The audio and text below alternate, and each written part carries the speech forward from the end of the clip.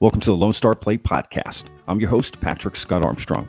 So we have a very special edition coming up basically for the next few weeks, maybe a couple of months, not really sure. But the Lone Star Plate is going to be on lockdown. So we're going to be doing these remotely. All the interviews will be over the phone. And, we'll just try to do the best we can considering the circumstances. So thank you, coronavirus.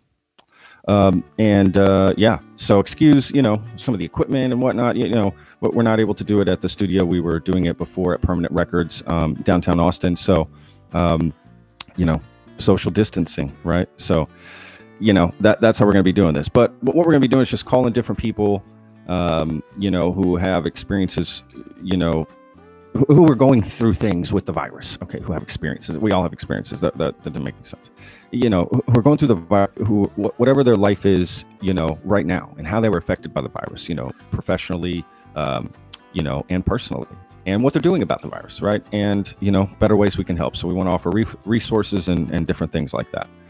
Look, it's going to be great. So look, grab your coffee, something to drink, something to eat, and sit back and relax and listen to this great interview with my friend Ji Kang. Okay, he is a chef out of Dallas. He works for a restaurant called Sloane's Corner, and currently they are, shut down.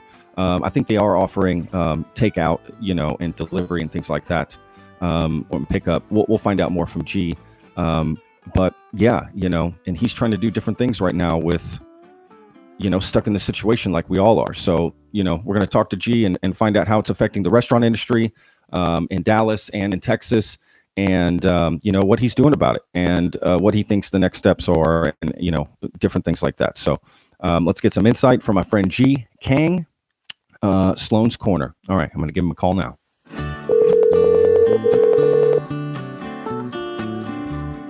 Hey, what's up?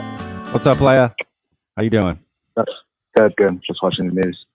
Oh, no. Right away to the news. Yeah, that's what I watch every morning.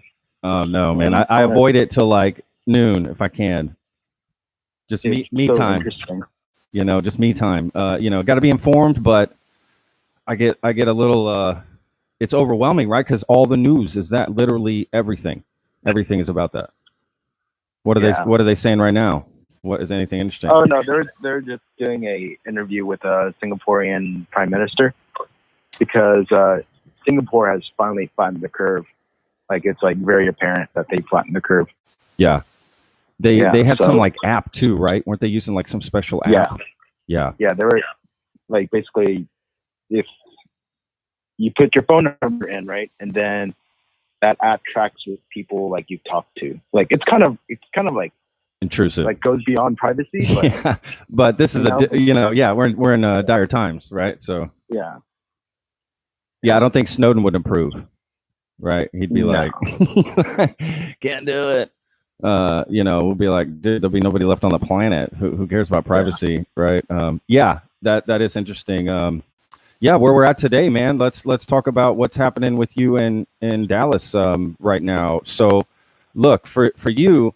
Let's just start with this. What was the first thing that like hit that? The virus like actually affected you personally, either professionally, personally, whatever. What was like the first, thing that hit in February, or was it just recently here in March? Was it when the restaurant shut down? So it was probably in the first or second week of March. I mean, like I'm going to tell you, like February, we had a great month in February. We were like finally busy. We only opened in November. It took us a few months to get our feet to the ground and just run. But the biggest part of it was that, we just stayed consistent, stayed true to the restaurant. And then once we got there, like February, it just turned around, and it was just busy. And finally, like all our servers were making money. Our bartenders were making money. Nobody was like complaining. I got hours to the back of the house kitchen, so everything was good. First week of March, everybody was super enthusiastic. We're like, oh man, we get all these parties from the building and, make sure that everybody gets paid really well, everything like that. Right? Yeah. It's ramping up, right? It's ramping up. Yeah. Everybody's excited. It was all positive momentum. Yeah. All positive momentum. But once it got to the end of that first week, towards that second week, we're listening to the news and everything, what was going on, it started dying off a little bit by little bit, Yeah. and then towards like the end of that second week, I was just like, holy shit. I mean, everything's done. Like everything's empty. Everybody's going home, Yep. like we're seriously dead, by that time, So you felt it in the lobby restaurant floor of an office building, You felt Like it in the there's restaurant, right? So that like Oh, there yeah. there was no customers coming in basically at that point. Yeah. So Wow. so we're in the office building we're in the lobby floor of an office building, and tons of office building, all sky rises, Yeah. 40 plus floors in each one of them, and all of our business comes from them. Sure. At lunch, we do over 100 people for lunch every single day, Monday through Friday. Wow. And then happy hour, we just kill it. So it's kind of depressing when everybody is told to stay home, and of course it's not the fault of their own or our fault or the fault of the country. It's Sure. something that needs to happen. Yeah. But still, as soon as that happened, I mean, we're just absolutely dead. I mean, we're not known for doing takeout or delivery. Yeah. I mean, we are known for doing takeout, but it's within the office, right? Yeah. I mean, people just pick it up. Sure. We're not like these other restaurants, who already have drive-thrus or, a system or- set up or with no- some of the other delivery Yeah. places and all Exactly. that. Yeah. exactly, who already have drive-thrus or, A system Or- set up or with no- some of the other delivery Yeah. places and all Exactly. that. Yeah. exactly. So it was tough to pivot. Was it like a one night sort of thing? Was it like from Monday to Tuesday, or did you just see it progress like all of a sudden, Oh, it was, I legitimately remember it. It was like one day I was like, man, we're really slow, and Yeah. then people were just whispering about certain things about the coronavirus. And then the second day I was like, holy crap, where's everybody? yeah. And then the next day I was like, oh man, this sucks. Oh no. So I was just like, that's when I realized, I was like, holy crap, this is serious. This is serious, right? Because you've never seen, I mean, how long have you been in the restaurant industry? Over 10 years, right? I mean, at least. Oh yeah. Right? Yeah, So 10 years, yeah. have you ever seen or even heard of anything like this, right? Of a restaurant getting shut down because of some virus or something, right? Like that's, No, of course it's not. it's Of course crazy. It's just so Yeah. crazy, I was reading all these interviews with other chefs around the world, and seeing how they're being affected, Yeah. I mean, the most recent one that I read was like about David Chang. I mean, of course he didn't expect it either. I mean, Sure. nobody really did. Yeah. But it's kind of amazing how everybody, all these chefs are just becoming just like, you make yourself creative. You Sure. have to be creative. Like, Yeah. not just from the sense of like being a chef, like it's Gotta not be like you're business trying to savvy. put out amazing food now. Yeah. You're just trying to feed as many people as you can on a less expensive scale, and try to promote you're becoming more creative as a businessman, Yeah. or Yeah. businesswoman. Like that's Good point. the biggest thing now. Yeah, that's a good point, dude. To be honest with you, you're right, because you've got to pivot, you've got to adapt, you've got to make changes to, like you said, if you weren't used to doing takeout and delivery, you better start now. Yeah. And if anything, it's going to make delivery and takeout hopefully the best it'll ever be when everything gets back to normal, right? Like all of those issues should be taken care of because that's all you're focusing on as a restaurant or whatever. And plus, For sure. it kind of sucks because that usually only employs back of house, right? So some of the front of house isn't getting maybe to work, servers, bartenders, maybe they get some shifts here and there to pack up some food or something. But that's what's sad about this as well, during all I mean, this. I was talking to a friend who has a restaurant here, and they're open. I mean, the Dallas area. Yeah. Their restaurant is in Uptown. Basically clustered in with all the apartment buildings and everything. They said that they're doing great over there. I mean, they're knocking back like $2-3 grand every single day. Oh, wow. With just management and a few front of the house people and back of the house people. I mean, relatively, it's not great. But Obviously, it's something. I mean, for a restaurant that was doing probably like 10. $10, $15, Yeah. $20,000 probably a day, doing $2 or $3 grand. Totally not great, but still, like it gets them past that survival mode. Absolutely. They can stay in business when this is said and done. Yeah, that's true. I mean, you've got to cut. You've got to just cut. Every restaurant's got to make cuts, right? I mean, y'all are, I mean, I'm sure y'all are doing the same thing, or at least trying to keep people on the sidelines as long as you can until you can bring them back in, you know? Well, I mean, that's exactly what I'm doing. I mean, the reason why I do all the classes that I'm doing, and then, you know, all the donations that I've been getting from friends and everybody, like those, I mean, everybody's been so generous and doing it. I mean, even yesterday, I did 3 classes yesterday. Yeah. You know, Wow. I earned up to, I think it was close to $300. That's awesome. Just on those 3 classes. And, you know, all that's going to Sloane's employees' pockets, you know? Yeah, that's awesome, dude. So, Let's talk more about those classes. Uh-huh. Let's tell people about that. What are you doing exactly? So basically, my friend Sahil and Nicole over in San Francisco, they just in San Francisco. The funny thing is, I didn't know this, but San Francisco has to shoot their brains out in 1 week and days, you know, just to kind of like get through the quarantine. You know, they wanted friends to kind of like post up classes and sign up and basically make a little bit of money for those who are out of work. You know, fortunately for like the tech industry, the financial industry, everybody, I mean, those guys can work from home. Yeah. Still get paid. Yeah. You know? Yeah. But I mean, they still have a lot of time on their hands. So they're just very generous and, you know, so basically of the industry, there's just so understanding of the industry. I mean, yeah, that's true. Kept their ears plugged into what was going on in the world. Yeah. And they found a way for, you know, for like, if I was out of work, I could probably do this class and make a little bit of money. Yeah. You know? Make a little something, at least pay the bills, right? At least get by, maybe. Yeah. You know, that would something else, right? Maybe that could get you through. Yeah, for sure. So basically it's a website where people can go on and just sign up for different classes, whether it be. I've seen a lot of chefs like do Instagram live videos and stuff. Yeah. You know? Yeah, a lot of those. Which is great. Sure. But the way that I did these classes was just exactly what you said, so personalized. So when I was cooking the exact same recipe with them and showing them, hey, this is how much I'm putting in, and then they showed me what kind of tomato sauce they had, and then you can't beat that. You can't beat that. And then I was like, hey, let me see what your noodles look like, or let me see what the consistency of your pasta sauce looks like. Yeah. You know what? Let's taste it together. Oh, you know what? I need a little bit more salt in mine. Oh, you need a little bit more chili flake in yours. You see what I'm saying? So boy, this is that's crazy, right? Like this could be something that continues after all this, right? Like that's really cool. That's a great way to learn to cook. Yeah. You know, yesterday, so one of my classes was with with the owner of the restaurant. Oh, wow. His name is Tim. So his wife ended up cooking pasta dinner for the family. Nice. So I taught her how to make the pasta that we make at Sloane's for the family dinner. That's awesome. You know? That's awesome. Dude, that's another cool thing.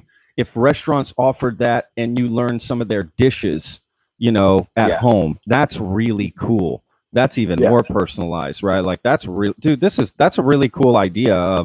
You know, like you said, it's a way to in this time, it's a way to get a little something and give back, you know, to the people that have worked so hard right through the restaurant, restaurant, and I know you're asked a lot in the beginning to hopefully get it, you know, later on.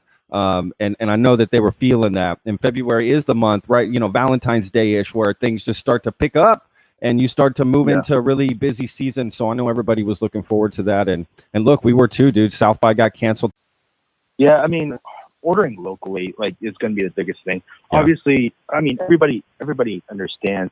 I mean, I generally think that people are not stupid, right? So when it comes to the fact that if you're going to order McDonald's or Wendy's, you know, totally, dude, they don't need that money. Or like any like big corporation like Papa John's, you know, like come on, man, like pony up just a little bit of money, a little bit more money to get like quality pizza from like Canna Rosso, you know, like let's support local people, you know, like Papa John's, they're going to get their money. Totally. You know? They're going to be able to pay their people. Plus they'll get, you know, corporate tax, you know, stuff through the stimulus and all this stuff. Like, exactly.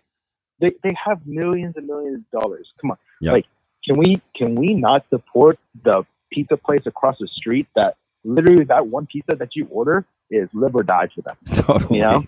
Yes. It literally keeps the lights on, right? Like it's that important. Yeah. I mean, it's just one of those things where we just have to use common sense, you know? Yeah, I agree. I agree. And if you've never ordered local, start now, right? Like support local. I 100% agree with that. Because it's your neighbor. That's the truth, man. It's your neighbor next to you or down the street that's doing this. You know, do you want them out of a job? Do you want them, like you said, Papa John's and whatever, Wendy's and these places, McDonald's, they're going to be fine. You know, even like drinks, you know, don't go buy Coca-Cola. Don't go buy local drink. Austin is massive on local drinks. Like if you go to the stores, the grocery stores here, they just have so many local drinks here. So I'm all about that too, supporting any of the local brands, you know, whether it be potato chips, salsas. You know, when I was at HEB and I'm seeing all the things that are gone, I'm seeing a lot of local stuff still there. And I'm like, what's going on? Buy that instead. Why are you buying this over here? Like, maybe you live in an apartment, you know, you know, you knock on some doors and get an order or whatever, you know, a row of people or floor or whatever. I don't know. Maybe apartment people that are listening, if you run an office, you know, talk to them, you know, take orders and sort of put it together and, you know, call these places. I think that would make it easier. I mean, we've all got to adapt. We've all got to, you know, make adjustments. And another thing I would say to people that are ordering the food, be very patient with the time it takes to get to you, the quality of the food, the quality of the packaging. Like everybody's trying at these restaurants, you know, everybody's doing everything they can. So if a fry is a little off or this is a little cold or what, just let it go. Don't write a review right now. Like, you know what I'm saying? Like, I think all reviews should be nixed. Yeah. Did you see that?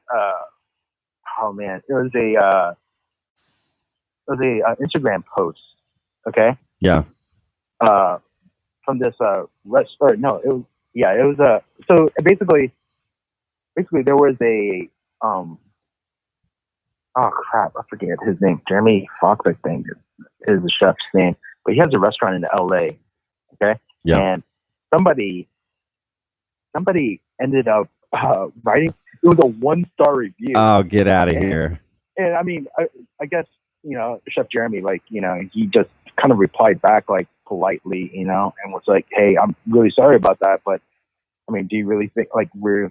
I mean, in the are you living under a rock? You know what I mean? No, but I mean, think about this. Like, I would have responded by saying, you know, "Hey, I'm really sorry. We're not a takeout restaurant. Like during these times, yeah, you know, I really apologize, but you know, we're still trying to get into the habit of doing this.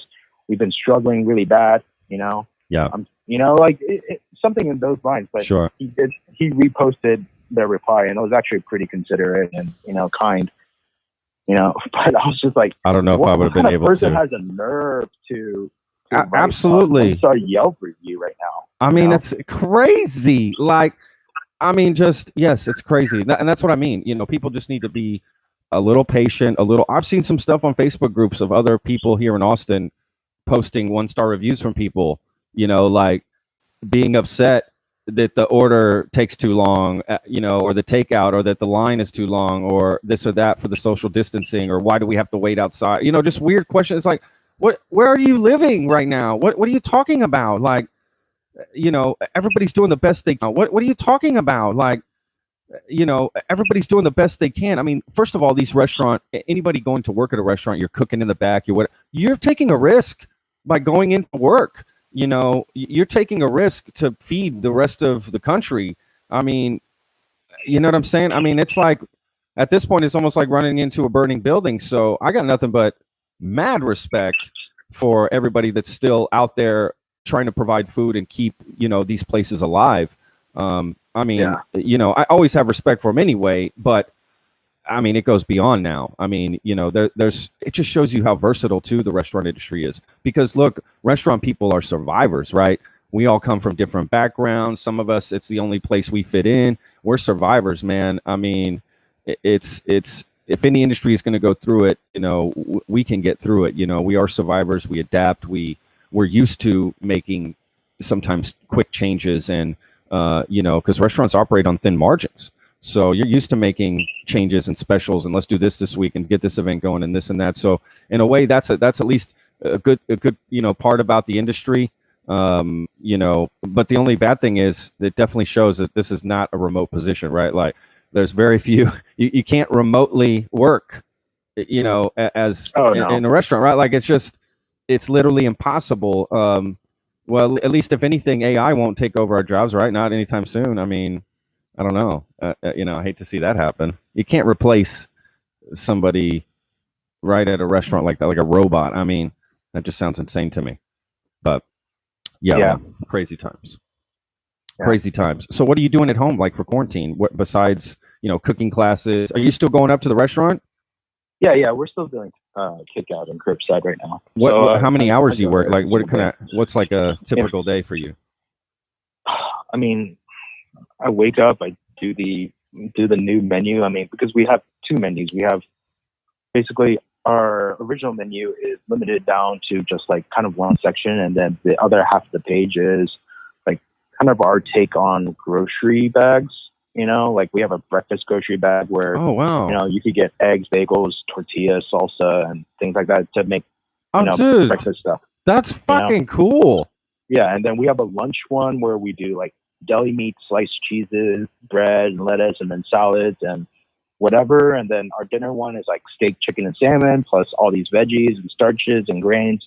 So, wow, man, that's really cool. That's something you might carry over afterwards, right?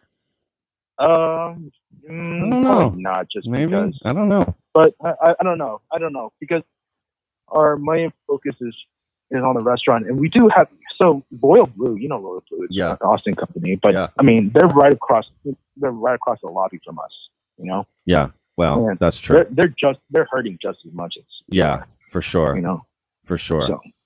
So okay, so you do the menu, you get to prepping, right? So you're prepping, how long are you there till at night? Like how late are you guys open? We're closing a little bit earlier, so around 8:00.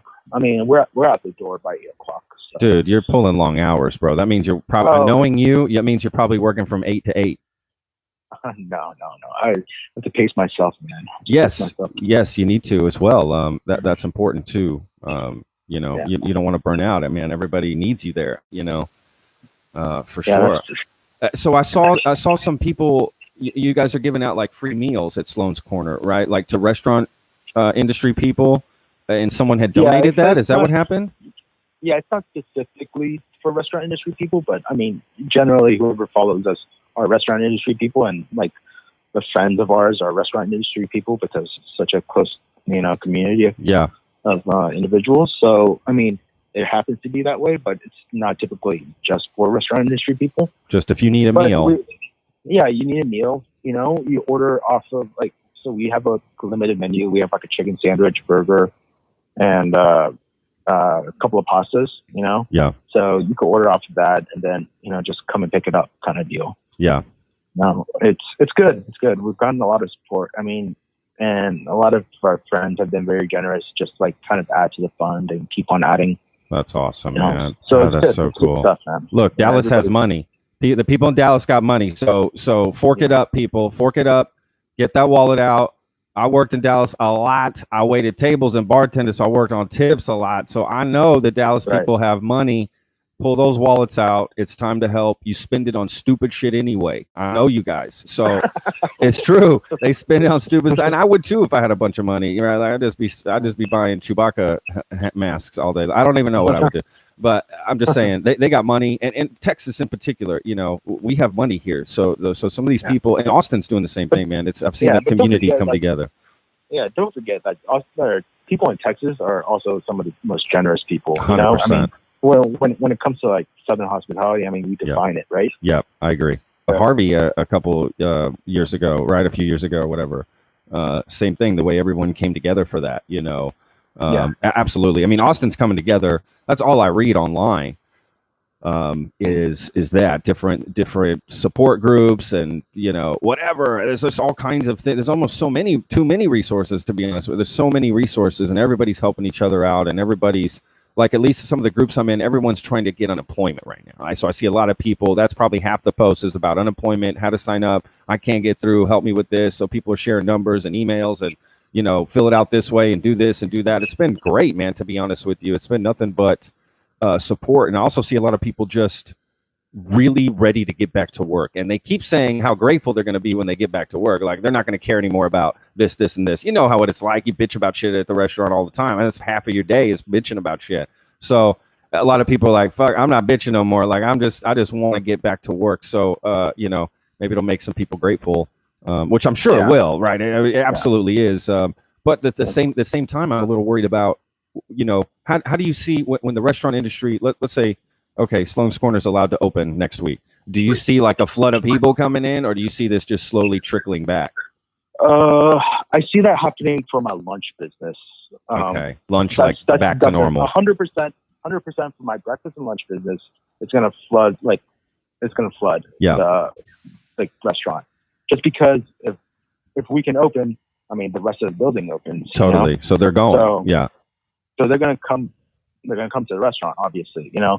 Dinner, I can still be a little skeptical about, but I mean, we'll see. I mean, we're like I said, we're very fortunate to be in a location where our customers are already set in. As long as we deliver good food and good customer service, like there's no reason for nobody to come back. I mean, also the value, right? Yeah, value is really important. Sure. So, I mean, if all of those end up working out, like there's no reason for anybody to not come back. Yeah. And we've already seen the trend. So, I mean, for the last 3-4 months we've been open, I mean, consistently doing 100 covers every single day. I mean, we haven't dropped down too much on those numbers. So that's awesome. It's good. Our response is, very good. Dude, everything looks amazing. And all the pictures and things. I wish you guys would open one here in Austin so I could go eat at it. So look, this is what I want to ask. All right. So with the virus, breaking across, right, the globe, what do you think people should be doing, at this particular moment, about the virus, right? Like, what you agree that we should be social distancing, right? Do you agree we should be, trying to flatten this, those sorts of things? Okay. Because I mean, some people are like, well, it's not that big a deal. The economy is more important, right? We should get that back going. And, no. Listen, so I have my grandmother, she lives in Austin. I told you about her. Yeah. She lives by herself. She has a caretaker and stuff, but the woman's a strong-willed woman. I mean, she drives by herself. She does her own grocery shopping. She goes to yoga 3 times a week. She goes to the gym the other 3 times a week. That's awesome. I'm not joking. That's awesome. I mean, she's in her mid to late 70s right now, I think. Wow. She still does all those things. Yeah. But I mean, she's been alone and she's doing this whole quarantine thing like everybody else. But every time I hear about this coronavirus and saying that, it affects elderly people and things like that. And obviously I want to go visit her. I want to make sure that she's taken care of, right? Sure. But it breaks my heart that I can't do that because she's just right there. I mean, today is my day off. I could have driven down to Austin in the morning. Yep.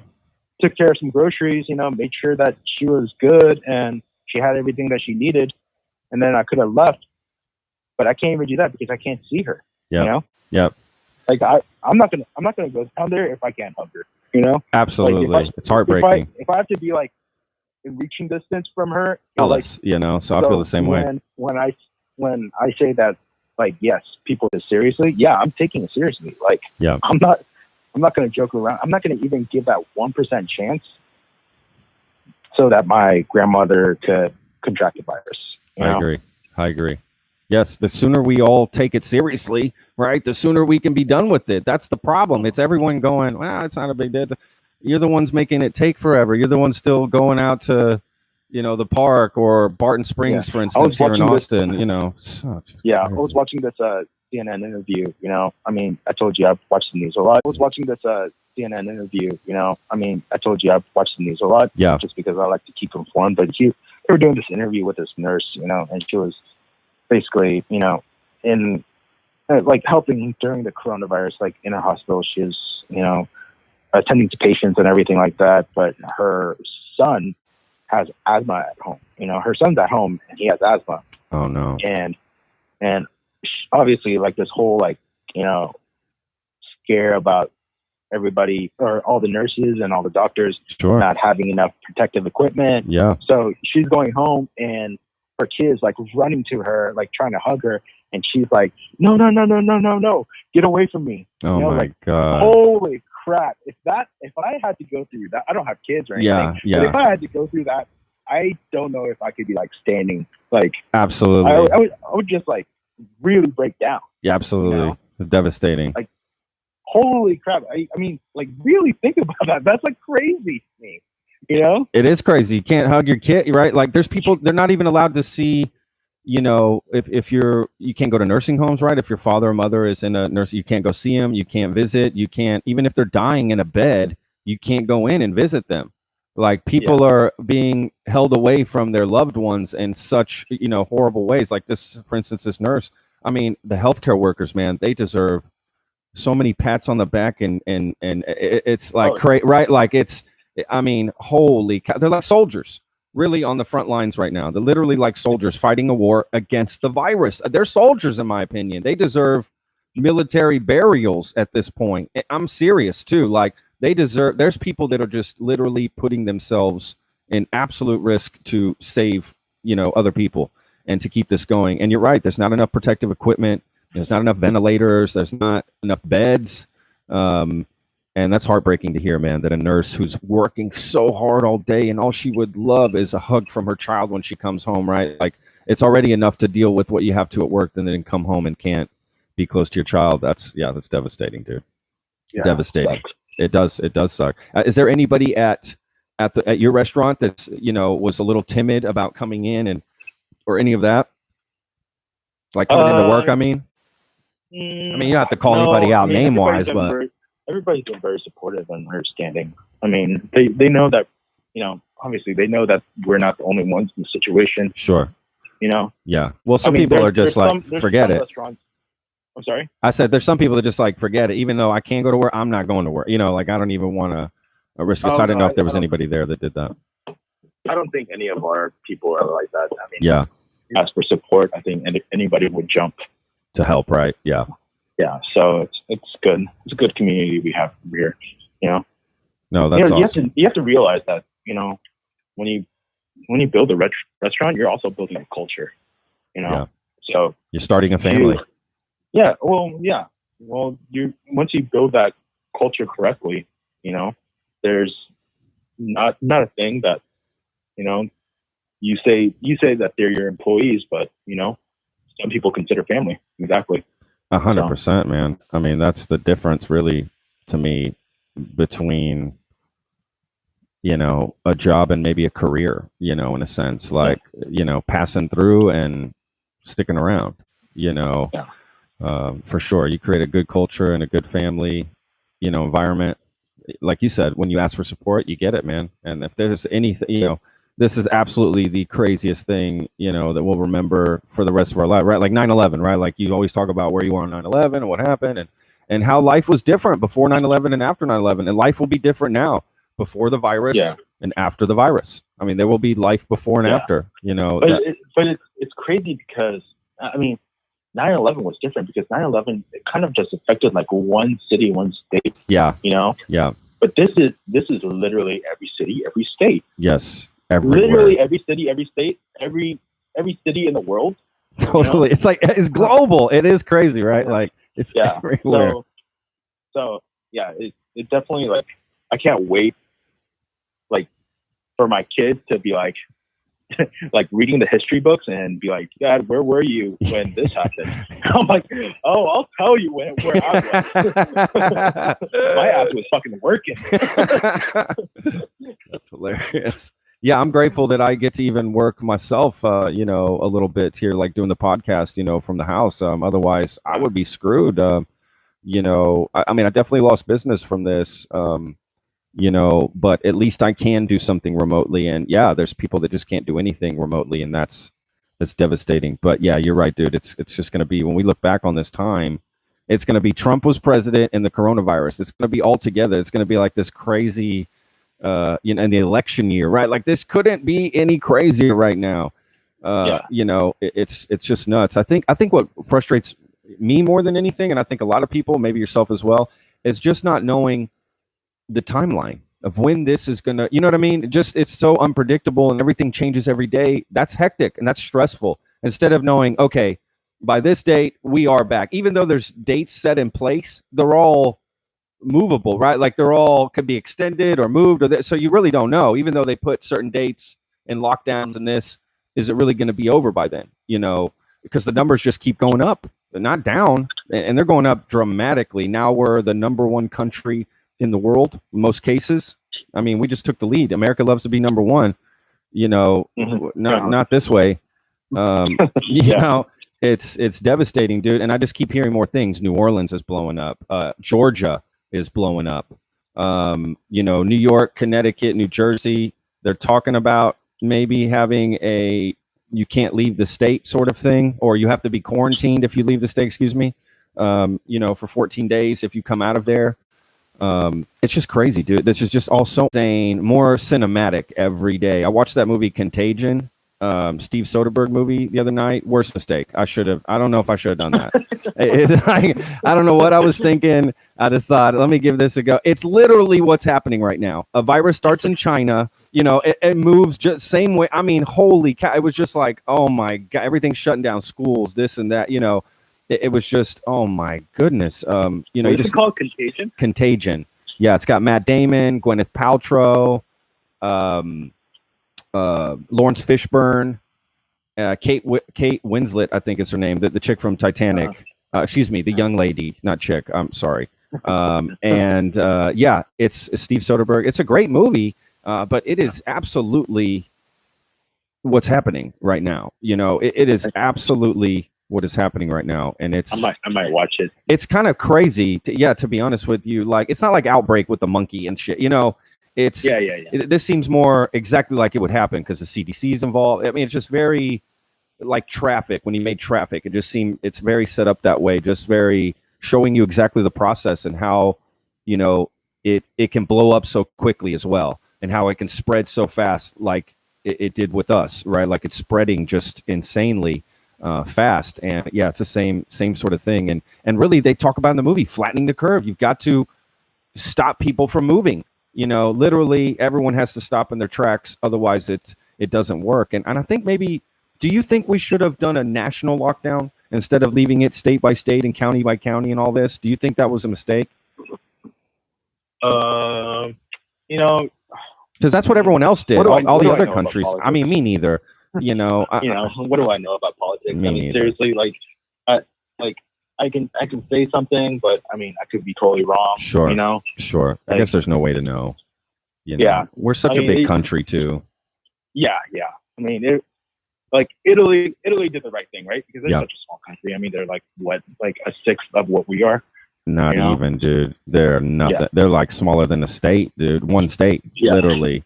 Like Spain. Spain is like the size of, I don't even know, Louisiana or something, if that even. Spain as well. Yeah, it's probably easier for them to do something like that than for us to, you know, shut down a whole nation. But, yeah, it's unprecedented. You know, so I mean, yeah. Well, dude, look, you know, I appreciate you taking the time, man, to talk to me today about everything that's happening. Is there anything else that you want to like get off your chest, or you want to say, or I don't know, anything else? No, man. I mean, I just want to thank you for even letting me have the time to just talk about this kind of stuff. You know, even you putting it out there to the world. You know, people are going to understand what kind of like stress we're going through. Absolutely, brother. It's good. Absolutely. Good. Yes, all man. Positive things. Thank you, man. Yes, absolutely. In fact, we're doing a bunch of episodes a week. So my goal is to just get people on who are going through this in all industries. You know, Texans. It's not even just restaurant. You know, we're pivoting from just food to just talk to anybody who lost his whole private chef business. I talked to a woman who lost her whole marketing business. You know, close to 6 figures in 48 hours, and all of her clients. You know, when South by canceled. I mean, it's just like, there's so many crazy stories of people that are happening. But you know, the one thing that rings true through everybody I talk to, man, is positive. People are still positive through all of this, and they still, you know, adapting and making moves and persevering. So that's a good sign, dude. It's a good sign of things. Yeah. So something uplifting, you know, for us to end on here. You know what I mean? That we're going to get through this, man. We're going to get through this. We all stick together, stay a community. You keep doing what you're doing, provide for the industry and everything you're doing, man. It's mad respect, and good luck to you guys at Sloane's Corner and everything you're doing out there, man. And if there's anything we can do or I can do, man, you got my number, dude. So again, appreciate you taking the time. Hopefully you get some rest today. And thank you. And yeah, man, good luck with everything. Stay safe, stay clean, wash those hands, and we'll talk soon, brother. Yeah, thanks a lot, Patrick. All right, brother. Be good. Well, that was Ji. Good call. Good man. Gosh, he's doing some great things, right? What a crazy time we're living in, guys. This is insane. It's just an insane time, unprecedented, totally crazy. And let's just all have some patience with each other, understand where we're all coming from, perspective. Things are tight, things are crazy. There's no rule book written for this. So we all just have to be there for each other and take this one day at a time. So, all right, guys, stay safe, stay clean, wash your hands out there, keep your social distancing. If you got to go out 6 feet, try to stay busy, positive, eat healthy, try to do some workouts at home, try to stay active during all this, call people you never call, reach out to people, check on your neighbors. People can get depressed during this time. So mental health is key. So, okay, guys, and eating healthy, that's key. What you put in your body, your immune system is super important right now. So, all right. And thank you so much, guys, for listening. And we'll catch you next time.